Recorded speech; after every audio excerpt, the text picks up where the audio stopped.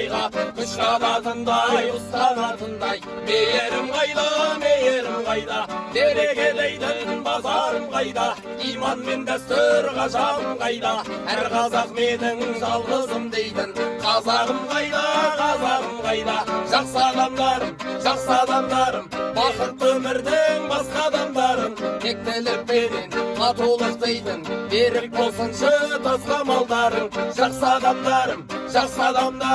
кем емессіңдер патшадан бәрің бес күн өмірде жасалсын ылғи жақсы амалдарың жақсы адамдарың